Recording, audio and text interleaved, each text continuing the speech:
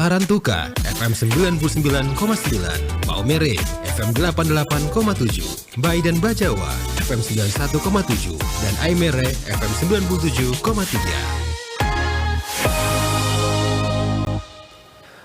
Masih bersama saya Rizwan Sembib, dengar yang menemani Anda di Forata Pagi ini untuk edisi hari ini, hari Jumat 31 Januari 2025.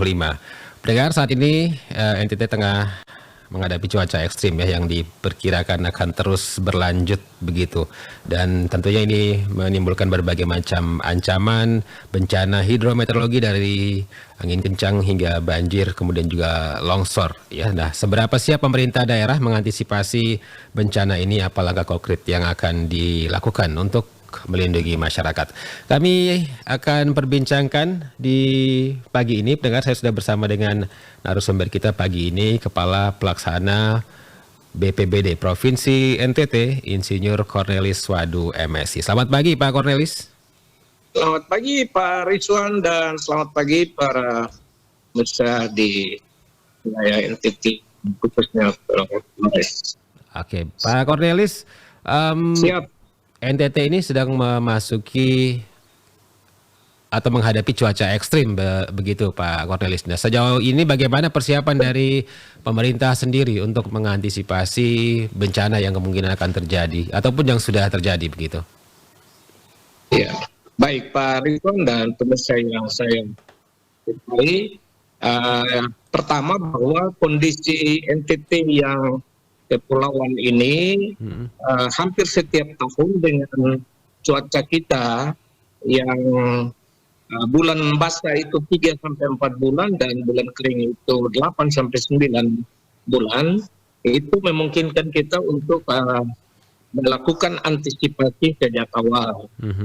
Dan cuaca ekstrim yang sekarang terjadi, memang di kita dengan BMKG itu selalu berkoordinasi, dan by datanya, database-nya itu satu bersama kita lewat Pusdalop atau Pusat Operasi Pengendalian Penanggulangan Bencana yang ada di kabupaten-kabupaten maupun yang ada di provinsi.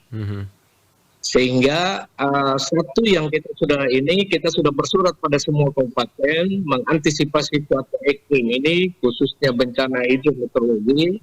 Teman-teman tolong menginformasikan kepada masyarakat untuk waspada dan lakukan mitigasi pada wilayah-wilayah yang rawan dan potensi bencana hidrometeorologi itu.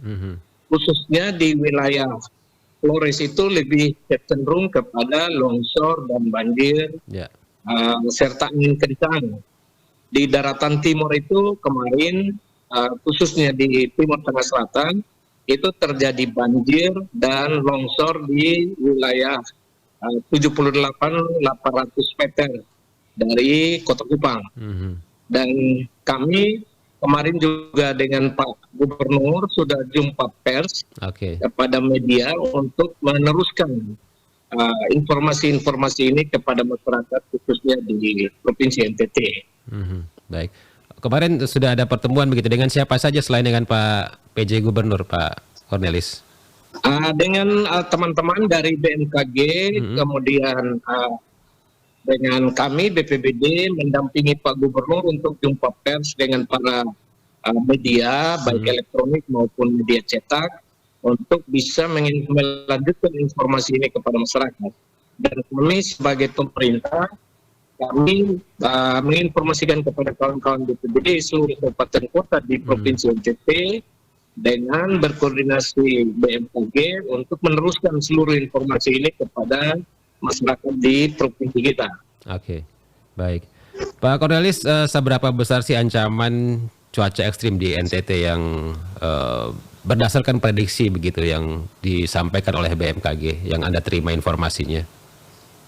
Baik, terima kasih. Kemarin diinformasikan bahwa puncak nanti kita pada bulan Februari ini dengan intensitas dan curah hujan yang sangat tinggi, itu bisa mengakibatkan bencana hidrometeorologi, tetapi kita doakan supaya dengan karakter ini masyarakat juga proaktif bersama pemerintah yang menginformasikan ini untuk mengantisipasi sejak dini dalam rangka supaya bencana hidrometeorologi ini tidak mengakibatkan hal-hal yang tidak kita inginkan. Ya. Dan selain itu kita bersyukur juga kemarin yang terjadi banjir tidak termakan korban yang ada di TPS maupun Malaka bulan Januari, termasuk juga korban jiwa. Sehingga masyarakat NTT kemarin diinformasikan oleh Pak Gubernur agar supaya mengantisipasi sejak dini karena puncak nanti pada bulan Februari ini. Oke. Baik. Dan daerah-daerah yang paling tinggi begitu potensinya terkait dengan bencana hidrometeorologi ini sudah dipetakan begitu Pak Cornelis ya? Sudah dipetakan wilayah yang wilayah Flores di pada Manggarai Barat, ND, kemudian di wilayah timur ini Kabupaten Kupang, TPS, Malaka dan Belu. Sementara wilayah Sumba itu ada Sumba Timur dan Sumba Tengah yang kecenderungan intensitas dan curah hujannya cukup tinggi diperkirakan pada bulan Februari ini. Baik. Terkait dengan hal ini bagaimana dengan kesiapan infrastruktur sendiri nih Pak Cornelis untuk menghadapi situasi-situasi yang mungkin terjadi nanti? Kami sudah diperintahkan Pak Gubernur apabila ada hal-hal yang terjadi bencana karena hidrometeorologi ini, kami terus berkoordinasi dengan teman-teman PUPR maupun balai jalan, balai sungai dalam rangka mengantisipasi aktivitas yang terjadi oleh karena hidrometeorologi sekaligus kerusakan infrastruktur. Selain itu juga kami juga diperintahkan untuk berkoordinasi kesiapan apabila terjadi bencana hidrometeorologi, maka masyarakat itu harus kita perhatikan, terutama kebutuhan pokok mereka apabila mereka akan diungsikan karena risiko daripada bencana hidrometeorologi ini. Oke. Nanti mekanisme tanggap daruratnya seperti apa yang diterapkan BPBD? Kami informasikan kepada kawan-kawan di kabupaten apabila memang risikonya sangat berat, maka disiapkan statusnya sehingga apabila ada status dan kabupaten kota tidak bisa melakukan penanganan secara mandiri, maka dengan status itu kita naikkan status ke provinsi agar supaya kita melanjutkan ke tingkat pusat BNPB dalam rangka melakukan antisipasi penanggulangan risiko bencana yang diakibatkan oleh hidrometeorologi ini. Oke, baik. Pak Cornelis, kemudian untuk masyarakat sendiri, ini apa langkah konkret yang bisa dilakukan untuk masyarakat sendiri untuk mengurangi risiko bencana akibat cuaca ekstrim ini? Yang pertama kami mengharapkan partisipasi masyarakat, terutama pada daerah-daerah yang tingkat curah hujan dan intensitasnya tinggi, dipersiapkan secara baik drainasenya ataupun tempat-tempat penampungan sehingga tidak terjadi hal-hal yang tidak kita inginkan. Bagi masyarakat yang ada di lereng pegunungan, tolong diperhatikan kalau tidak terjadi longsor, maka perlu dipersiapkan terasering ataupun bentuk tanaman-tanaman yang bisa menahan aliran permukaan dari pegunungan-pegunungan yang bersangkutan. Sementara di daerah-daerah yang dataran rendah, apabila ada ketinggian yang bisa mengakibatkan hidrometeorologi khususnya banjir, itu perlu terhindar, mengantisipasi supaya mereka jauh-jauh hari itu berada di luar dari daerah dataran rendah itu. Baik.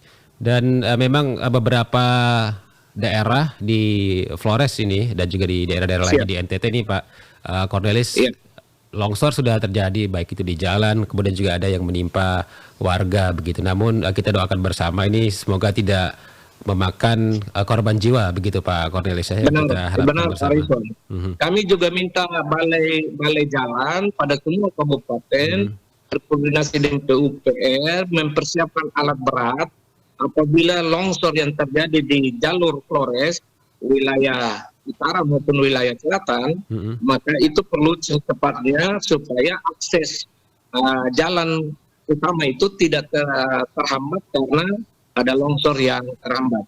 Kemarin kami di wilayah TTS itu di Batu Putih, kilometer 78.800 meter itu kami hanya macetnya lebih kurang 4 jam.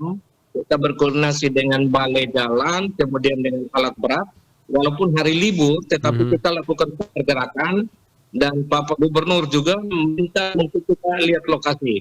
Kebetulan saya H-1 mendahului, kemudian besoknya itu dengan mendampingi Bapak Gubernur melihat langsung dan memberikan dorongan kepada balai jalan dan masyarakat serta pengguna jalan supaya akses ini tetap jalan, tidak tertutup tetapi kita buka tutup. Oke.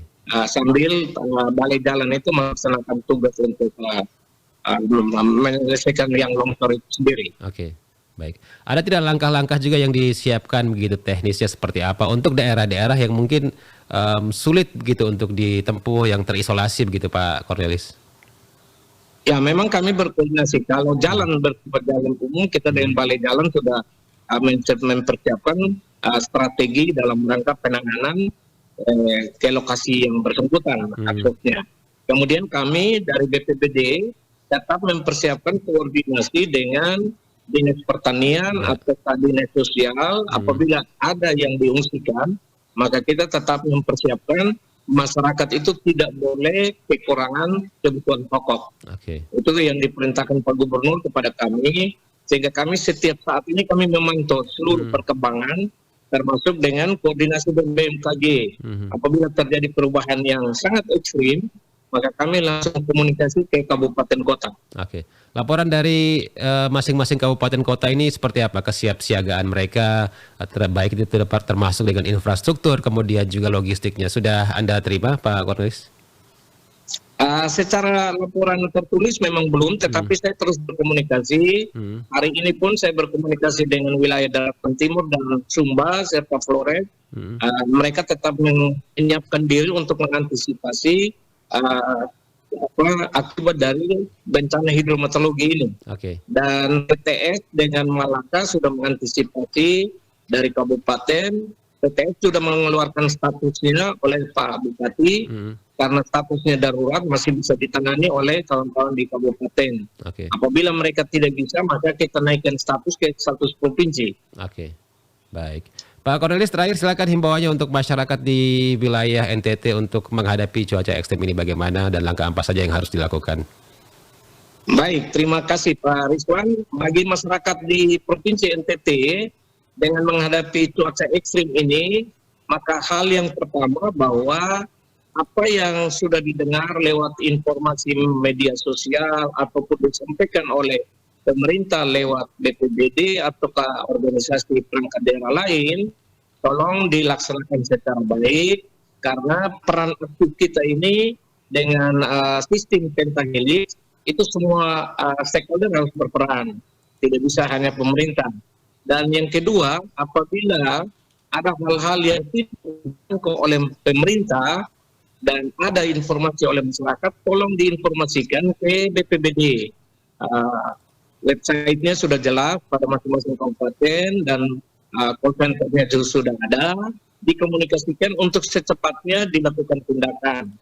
Nah, teman-teman media, kami harap juga dengan media ini mereka menginformasikan hal-hal untuk mengantisipasi bencana hidrometeorologi kepada masyarakat di Provinsi NTT.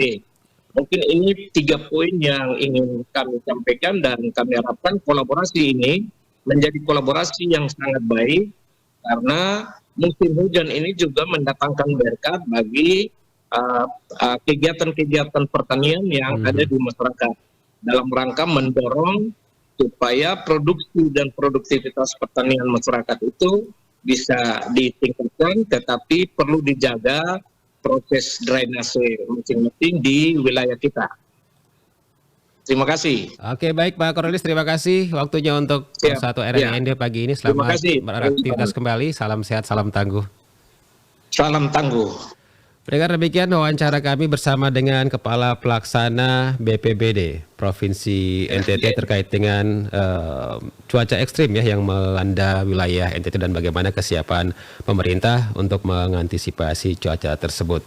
Kami akan hadirkan informasi-informasi lainnya tetap di Pro 1 RRIND, kanal informasi dan inspirasi.